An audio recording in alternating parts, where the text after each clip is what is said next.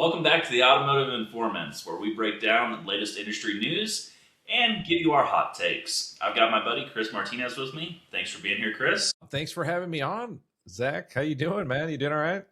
Doing great. I'm feeling pretty sparkly today. It's been a good morning so far, and with the latest news, I think we've got even more to talk about. Have you seen Hyundai's or Genesis, their latest $105,000, let's call it what it is, Hyundai? It's interesting because, when you got cars priced similar to an S class now and you're looking at it, you're like, oh my God. But I had someone comment I actually posted about that just today or yesterday. And he said, look, Chris, that's not even the most expensive one. There's actually one that you can get to 120. And I was like, man, I remember growing up in the car business. Like when I first started 2003, if anyone mentioned the word Hyundai, everybody kind of went, it was weird. Now it's, competing up there with the S class, and technology is pretty amazing, and they're doing a lot of cool things technologically. So yeah, I haven't seen it personally. I don't know what it looks like. I don't know what drives like. So I do know though, Zach, that they are doing a self-driving version Really? in China, I believe, or where's it at? Wherever they're from. What was it? Korea or what's Hyundai? Where's Hyundai? Don't put me on the spot. You don't know. Where are they manufactured? Let's see. Hyundai. Let's look. Hyundai I thought manufactured. Korea for some reason. I may be wrong. See, but I think that goes further to speak towards Yeah, it's how South Korea. little we pay attention. Yeah, they're headquartered in South Korea. So, I mean, and they've done a good job though. I mean, it's an impressive car. I like the look of some of them for sure. yeah, But that big how do grill, you I think, change is what that does it for brand? me. Like, I guess your generation or even prior now or earlier now, or they look at that and you're just like, oh my God, it's a nice car, right? Yeah, it's challenging. I mean, I grew up in the generation, right, where Hyundai, like you said, there was this stigma about it, right? It was kind of you don't connotate Hyundai with luxury or a nice car or something that's even aspired to. I mean, even Conway, yes, his song "Gold Digger" talks about Hyundai and not in a great light. So that was what we grew up with, and that's still what's stuck in my head. I mean, hence we didn't even know where Hyundai was from, so we had to Google that. That's how much we've cared about them in the past, but I think they're kind of now with these six-figure cars showing that they might be a brand to be contended with. I think so. I mean, I have you seen some of that Chinese tech that they're doing where like people they've got the summons, which I know Tesla has, but then they also have where you can like swipe and the door will open or close. It's neat. And I'm just like, and I know Mercedes has that technology with gestures and stuff where you can kind of go like this, and all of a sudden the sunroof opens just by doing the little gesture like that. Yeah. And then the same thing where you can kind of swipe to the right and the door will open. So that all that technology, I mean, it's cool. I like it, But to think, growing up when someone said Hyundai, everybody kind of went like, But then they started throwing that 100,000-mile warranty on there and trying to rebuild the brand, and so they, I think they're doing good at what they're doing now. They do the standalone Genesis, and that's interesting. So hopefully they're trying to compete with a like Lexus and you know Infinity, Acura, but anymore though Infinity and Acura you don't hear them as much as you would hear Lexus now, right? Like Yeah. It's that's interesting. I mean, it is because I remember, like, as somebody who I've owned a lot of Acuras and a lot of Infinities, you just don't hear about it, right? Like, what is Infinity even doing these days? I you can't think of the know latest model. the latest was they were gonna go ahead and they reduced their forecast by like 10% or something and said, hey, we were only kidding, we're actually gonna do this amount. Of course they didn't Really? say it like that, but that's kind of what the way I took it. But They can you know increase the forecast if they do something worthwhile. But what have they done recently? I haven't seen any new Infinity news, and then Acura's just kind of been sedan focused lately. From what I've seen, there's really nothing crazy going on there. Yeah, I haven't heard of anything, seen of anything. It's been kind of one of those just real. That's kind of like Volvo, right? Like you don't Yeah. hear about Volvo as often. I remember when they were in the movies with the movie Saint, and I remember thinking, man, that's a cool car. Val Kilmer was in that movie, and I thought, man, that's a cool car. But outside of that, I haven't heard about them in a while. So, but speaking about, reductions in forecast, what'd you think about that Ford bid for aluminum tariff relief that didn't happen where Trump Ooh. admin ended up rejecting it? This could get spicy. So it wasn't just Ford, right? So it's an American manufacturing facility for aluminum that caught fire, right? So they're not due to be back up and running until I think June. So Ford wants to be, the tallest nail usually gets hit first. They want to, cause a ruckus and complain about it. And I understand, asking for relief because we've seen government bailouts like GM. But when it comes to Ford, I mean, I also understand why they're getting rejected. Ford is that brand who wants to come out and say, oh, we're not being supported. The American taxpayers not supporting and helping and relieving our business. Well, they already got a lot of cuts with national security cuts on the tariffs. So they've already been taken care of at our expense, right? They're not doing us any favors. And they're also the same company who wants to say, well, let's manufacture in Mexico, Canada, let's invest in China. I mean, if you want to be the American truck brand in Ford Truck Month yourself into, waving the American flag and being this patriotic brand, why don't you turn back around and invest back into American manufacturing before you go and complain that the American taxpayer is not bailing you out? Well, I see two sides of that. On the other side of that is so I can see what you're saying. I think what you're saying is pretty valid, but I do think that when you think about all the American people that are working at dealerships, that work in the factories, that because of this fire, they still need to build cars and they need to, Yeah. feed their families and do all that.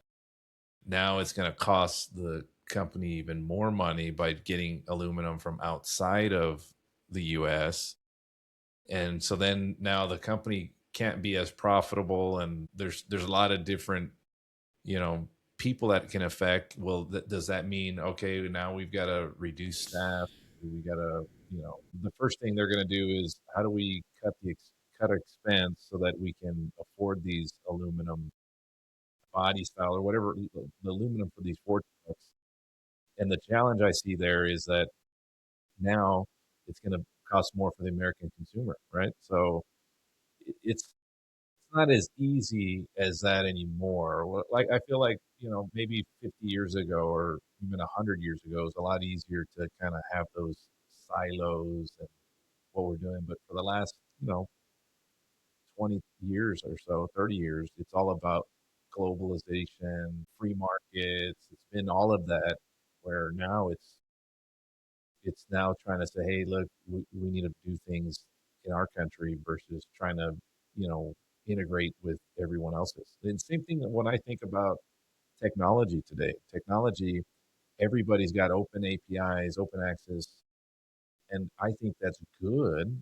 You get those legacy companies that have data and are safeguarding it and don't let you integrate as easily or make you pay to play. It just costs the dealer even more money. Then, that's, to me, I look at it the same way now. Like, hey, they want you to, pay tariffs so that you can use their API. You know what I'm saying? So it's not any different in my mind as what's happening in the technology side.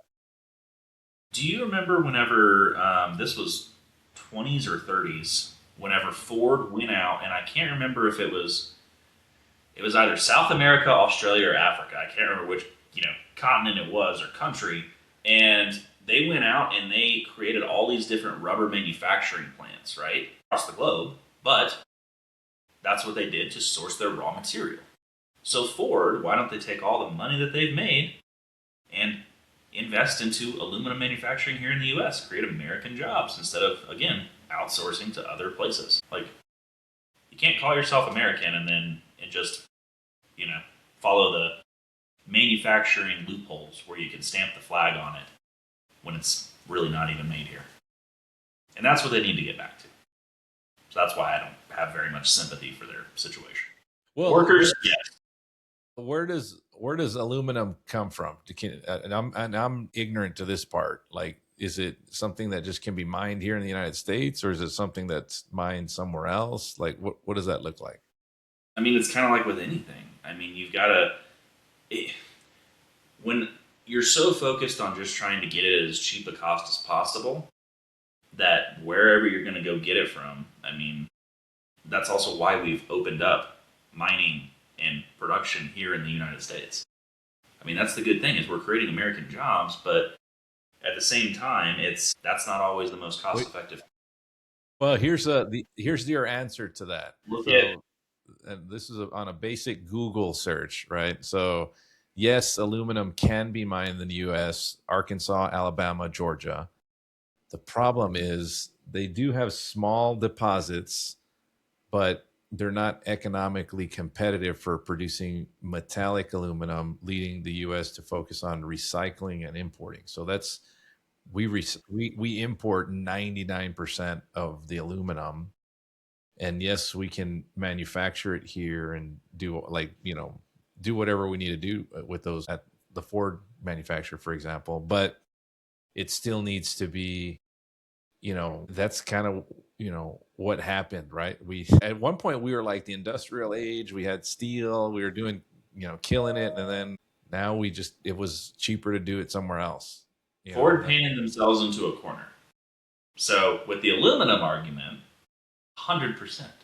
However, Ford chose to go aluminum because it was cheaper for them to manufacture. They could get it cheaper than American steel.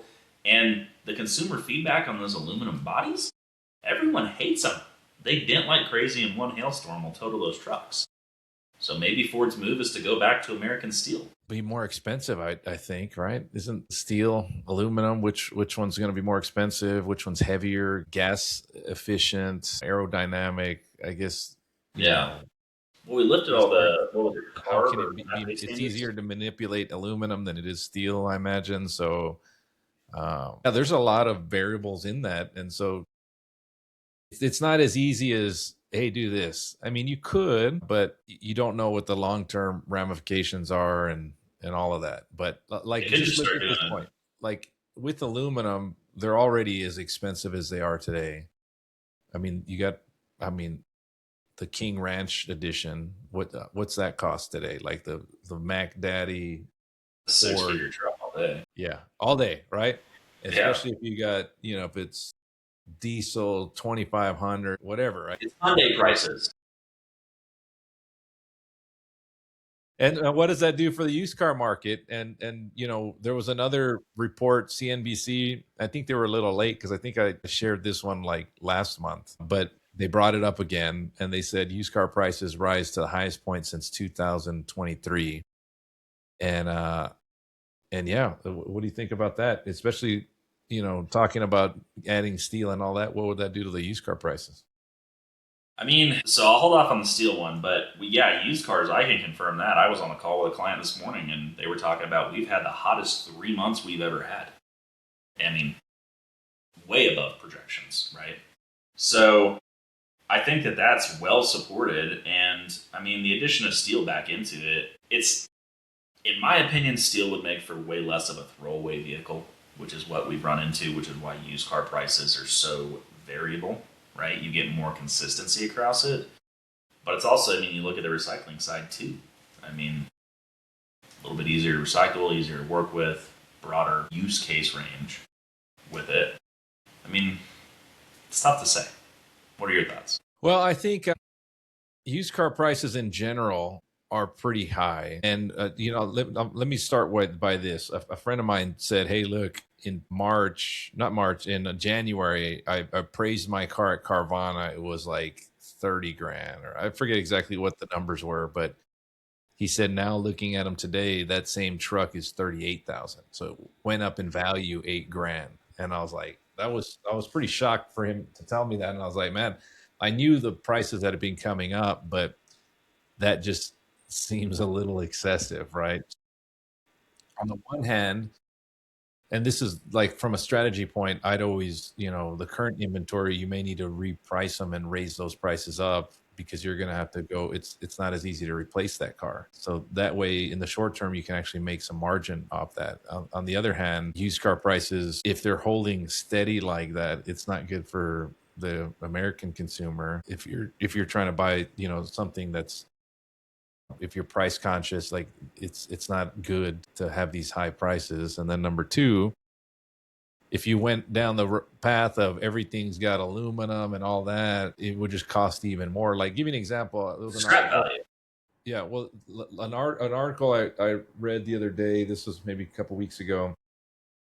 Um, Anymore collision departments are like basically just totaling cars, because like an easy fix that normally would be easy, but most body shops today, instead of like bondoing a car and doing all that, they're just replacing parts, and they're not really uh, body shops as much as they. I feel like in my mind, a body shop was shove it down, but now it's more, let's get a new part. So when you think about cars getting totaled today, what would, you had those kind of things that raise the price of everything. Everything would be totaled. A little fix that should have been a little fix turned into be something even more exorbitant, that now the insurance company is writing that off as a total loss, and you're like, man, this is still a good car, it was just a side swipe, like, you know. It's funny, whenever I was in the collision side of the industry, I spent 3, 4 years doing that. Even just taking the ASE certifications, right? And there's an entirely different class of repairs for aluminum components, right? The way you weld it, the way you shape it. And the big thing that I learned was aluminum is kind of a one hit wonder. You think of an aluminum can, the moment you crush it and then try to pop it back out, you're still going to see those wrinkles and ripples. It just kind of deforms. Steel, you can rework that, reshape that multiple times and repair it. Aluminum, it's one and done for the most part. And I think that's what we're seeing supported by that. So maybe in their best interest, for residual value's sake, Ford ought to look at switching over to steel again. I mean, that makes sense in my mind.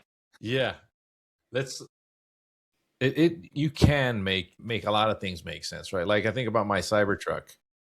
Maybe it's so expensive because it has that steel all the way around. It's not as easy to, manipulate steel. And like, they had, like, I scraped the truck because, like an idiot. So this happened, like a month or two after I bought the truck. Okay. And this is before I even, like, I was just backing out of a parking spot, and this really oversized van, it was an extended van, had this big old. And so I was talking, like, usual, when, talking to my family. And as I'm backing out, I must have misgauged how far back I was going. And so then I looked to the back, and I was like, oh wow, I almost hit that van. I thought it was a normal size van, but this thing was like one of those very long vans. Yeah, So hanging then out. as I'm turning away from the truck, or from the van, there's this hook. I don't know if it's a hook or not really a hook, but it's like this, like, when you open those cargo vans, they can extend out a little bit further because they have these extenders on the joints. They're not joints, but the The hinges. hinges. Yeah, right. So those hinges were sticking out like 2 inches, and I didn't see that. And I got so close to the van because it was such a long van. So sure enough, I'm driving past it, and it's sticking out, and then it scrapes my truck, and I'm like, oh my gosh. I was so mad. I should have just let the AI or the Tesla, Cybertruck drive itself. But usually, the patience for me to like let the Tesla get out of the parking lot, it takes its time and goes a little bit. I'd rather just get on the road and hit start. Because it's watching out for hinges. Yes. Well, going forward, guess who now only relies on the Tesla truck, sir? So that's me. This guy. I just hit It's, start as soon as I get in the truck. I hit start because that's never going to happen again, sir. And I mean, but you can fix that. they fixed it. Took a couple weeks, and you couldn't even tell. Nothing really even happened to it because it's wrapped anyway. But ended up costing not as much as I thought it would. It's funny, like aluminum versus steel. Like, this is a quick comparison. So I've got a truck, it's all steel bodied, and the other day I threw a ratchet strap over and it dinged the bedside, and I just got behind it with my PDR tools and popped the dent, and you can't tell at all. But I've also been in loaner vehicles, F-150s that are on aluminum bodies, and you do that to those, there's no popping it out. It's going to be rippled and distorted, and you've got to shrink and mess with the metal so much to where you mostly get to the point of paintwork. I mean, just look at insurance statistics across aluminum body vehicles, right? And hailstorms, especially, Colorado. I mean, you know, this is the season where we get giant gorilla hail and it totals out aluminum body vehicles. Steel vehicles, they get PDR'd. Yeah, I could see that, especially here in Texas. There's a lot of hail too. But I think we got one more, and I really wanted, this is the story that I really wanted to talk about because it's near and dear to the heart. It actually really upsets me more than anything in life. But they're proposing this new vehicle tax model. And they said basically because the EVs have dropped those gas taxes that they've been happily taking for years, it's eating into their budget or their income expense, right? So now they want to propose this new tax where based on the vehicle's weight, they want to tax you on that every year, right? So now we're getting into a property tax. Next thing you know, they're going to start taxing you because you're using your iPhone or you're using your TV every year. They're going to, weigh your tennis shoes because you're walking too much and you got to get taxed on your tennis shoes every year. You know what I'm saying? What do you Do think? we not already? I mean, Well, you pay the sales tax, that's one, but then they want you to keep paying taxes on it for the rest of your life. So, what do you think? I am wholeheartedly upset with this. So, just from my perspective, I do not own an EV because personally, for my use case, I'm not all the way there on an EV. It doesn't fit my Not use yet. case. Yeah, like Not yet. it's just not where it needs to be for me to say, okay, yeah, that makes sense, right? I do What does too it many. need? Where does it need to be? For me, it's range. I drive too much, and I'll just get a spur of the moment, trip from Colorado to Texas, and it's like, hey, if I didn't plan ahead, well, Yeah, that's probably another 10 years out, I think. Because China just came out with a full charge in 5 minutes. yeah, then that's pretty sick. But so for me, driving a 7,000 pound truck, for example, I still pay the taxes and get charged this crazy amount for gas right now. And I pay it because that's the pain that I chose. So now I'm going to get taxed just because my truck weighs more. But I'm still like, that's not my issue. It's like EVs weigh more because the batteries and all the electronics and the motors. Well, here's the argument there. They're saying, well, your truck is taking too much space for the road. Like a little car's not taking that much space, and you're just hogging up the road, sir. I mean, what about a Cybertruck? It's bigger than my truck and heavier. So I mean, what about you? You're in that boat. I mean, you're double screwed. Well, here's what upsets me because I already hate property taxes anyway. Because Yeah. look, you get sold this dream your whole life, pay off your house, you get your house. I finally pay off my house. I'm excited, and then I still got this big old tax bill every year. And so to me, if DeSantis does pass this bill in Florida, I may just move my whole family to Florida because of course I still got to, convince the family, but I'm going to do everything I can to convince them because I just don't want to pay property taxes anymore. I mean, you feel like you won and hey man, I finally paid off my house, but now I got to keep paying it. And now, hey, by the way, you paid off your truck, but I'm still need you to, pay me extra because it's 7,000 pounds. It makes you wonder: is there any advantage in this, current situation with taxes in which there's any advantage to paying something off or owning it outright because you're just going to get taxed on it? Well, they've got. So I did this search. Here's another search I did. I asked how many countries, and I'm going to do it again just so you can see exactly what it says. How many countries does the U.S. support and send money to? And what do you think it said? How many? How many countries do you think? What's the number? So it at least got to be what, over Well, 40? let's first. How many countries are there in the world? How This was many not my subject in school. This countries is why I do are cars. in the world? How many are there? There's 195 recognized countries in the world as of 2026, according to Google. Oh, I said 40. It's got to be. So Let's do how many 100. do you think the United Over States? half. Over half? Over That half. would be good. So you're saying if there's 195, so almost 100 is what your number is. Okay. So this is according to Google. The U.S. provides foreign assistance to around 175 to 180 countries. Why? That's why they need to tax your truck, sir, because they need to keep paying for all these other countries. Why? What are they doing for us? Are they helping out at the pump? Are they saying, hey, thanks for helping us, and I don't know what we're doing with that money. But then they need those really nice buildings too. Yeah. They got to Yeah, build a really pretty building that they can all work in and only work in once a month, or what is it that they usually work? I mean, those are some beautiful. I mean, someone's got to pay for those beautiful buildings, sir. Look at the people setting the rate. The Federal Reserve building their new multi-billion-dollar buildings and Renovation, yeah. yeah, renovation. That's what it was, Oh and yeah, spending we billions. gotta have beautiful buildings. Let's do that. And they can't cut our rates and just say, hey, it's going to be easier to buy a house. Like, I mean, anyone who's ever done the math with current interest rates and what you'll actually pay on a house over the 30-year note or now 50-year note that you are paying it off, it's shocking how Yeah, little is going to principal. I hate it. I hate it. I yeah, mean, it's terrible. every day I think about moving to Wyoming.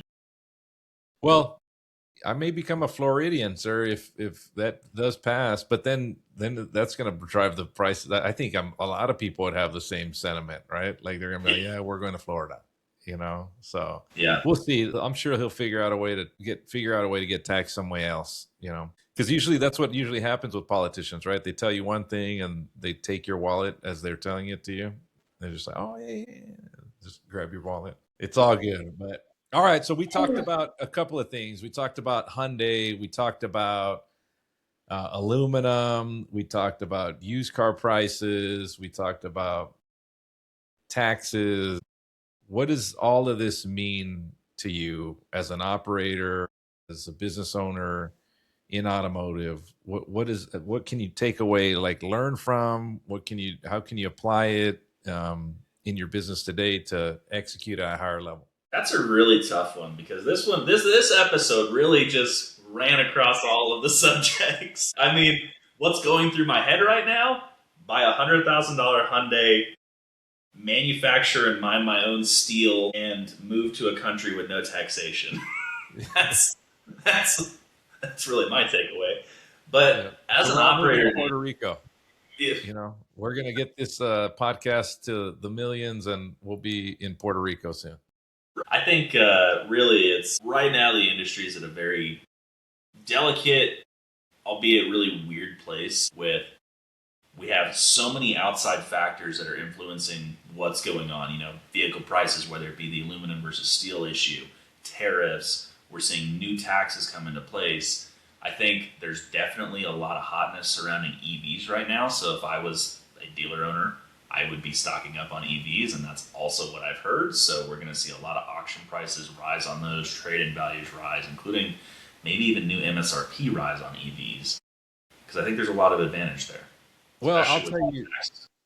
Well, for me, I think you're right to understand. Hey, the market has shifted. Used car prices are up. I don't know that I'd go all in on EVs. What I probably would be doing is hybrids for sure, Oh yeah, or economy type, gas friendly type vehicles, and then the only EVs I'd be going all in and continue to go all in on would be Tesla, because that's if all the used cars were online and looked at the highest turning used cars that are EVs, it's going to be Tesla. So yes, there are some cool technology. I mean, you can pick up some Mercedes pretty inexpensive right now that were EVs, but and they can be used at the pump at the Tesla charging station. So I think there's a couple of options there, but reality is you stick to the basics. Don't get too it's like in sports, right? I talk to my son when he's trying to get too like fancy with his footwork in soccer. I always tell him, look, you're getting too fancy, buddy. You got to stick to the basics. I'm gonna come in and take that ball from you because you're trying to do these, you know, different steps and this and that. When if you just did your basic move, you could get around me quicker. So don't get What too is fancy. the kiss analogy? Keep it simple, stupid, you know. So that works in today's market for sure. I think it's good. It's sage advice for any market, but specifically right now, you've got a window where until gas prices come down, you can make some margin in different areas until hopefully this war can be done Do with. you think that there is a long term play, though? There is a long term play that I've kind of been looking at with trucks, especially with seeing what went on in the world with all of this tightening and lack of oil production and everybody needing oil. I do feel like the U.S. will really ramp up production, and there's going to be a massive run on trucks that can support the oil field. That's just my opinion. I think it's possible. I do think that's a different angle to look at. What I do think is, what did I experience when gas prices went up as high as they are going up right now? And when I was at the store, like, people were just dumping their trucks. Like, they only can do that, like those $500 gas payments for 1 or 2 months, and then they're like, I just can't do it anymore. They're tapping out. They're like, Uncle, Yep, let me get me out of here, right? And so they're trying to dump their truck and saying, I need a Prius or I need a Corolla. Let's move forward. So I've if been moped history shopping.